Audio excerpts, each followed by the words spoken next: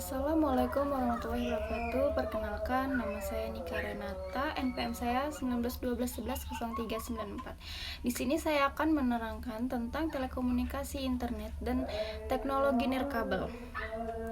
Sebelumnya saya akan menjelaskan tentang pengertian telekomunikasi. Telekomunikasi adalah pertukaran informasi dalam bentuk apapun seperti suara, data, teks, gambar, audio, atau video. Nah, untuk sekarang ini ada tren dalam telekomunikasi bisnis, yaitu tren industri, tren teknologi, dan tren aplikasi. Tren industri merupakan pertumbuhan yang pesat dari internet dan World Wide Web, menimbulkan berbagai produk, jasa, dan penyediaan telekomunikasi.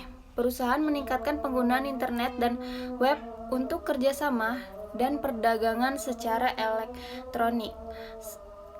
Ada lagi tren teknologi. Perubahan yang cepat dari teknologi analog ke teknologi digital mengakibatkan satu, kecepatan transmisi yang secara signifikan lebih besar. 2. Pergerakan informasi dalam jumlah yang lebih besar. 3. Ekonomi yang lebih besar. 4. Tingkat kesalahan yang lebih rendah dari teknologi analog.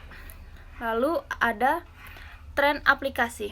Saat ini, jaringan telekomunikasi memainkan peran penting dan meluas dalam proses bisnis berbasis web e-commerce, kerjasama perusahaan, dan aplikasi bisnis lainnya yang mendukung tujuan strategis, manajemen, dan operasional, baik di perusahaan besar maupun di perusahaan kecil. Lalu ada revolusi internet.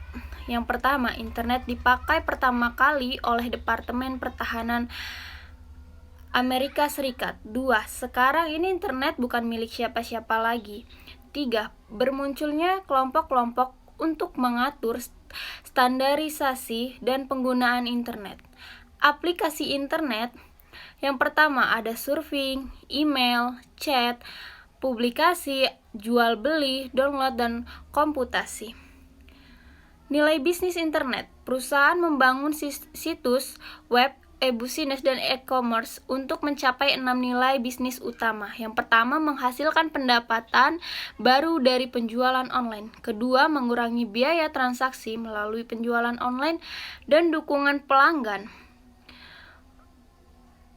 Yang ketiga, menarik pelanggan baru melalui iklan dan pemasaran web serta penjualan online. 4. Meningkatkan loyalitas pelanggan saat ini melalui perbaikan dukungan dan layanan web.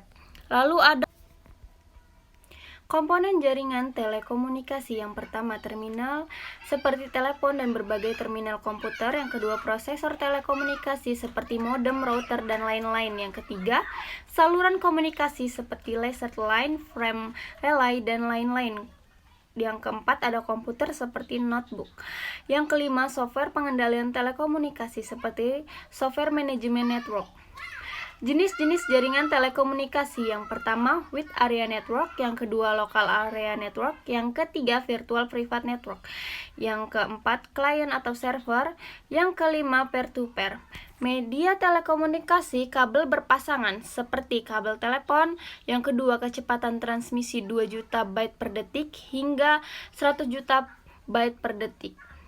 Yang kedua, kabel koaksial. Yang ketiga, kabel serat optik. Yang keempat, ada global mikro terestrial.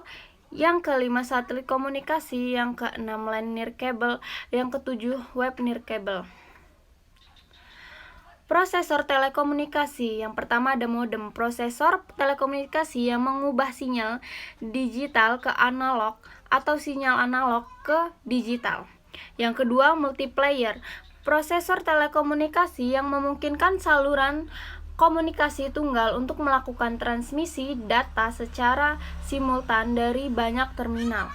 Yang terakhir ada software telekomunikasi, seperti ada fungsi software telekomunikasi. Yang pertama, manajemen arus. Yang kedua, keamanan. Yang ketiga, pengawasan jaringan. Yang keempat, ada perencanaan dan kapasitas. Contohnya HP View dan NetSync dan lain-lain. Terima kasih. Sekian penjelasan dari saya. Terima kasih.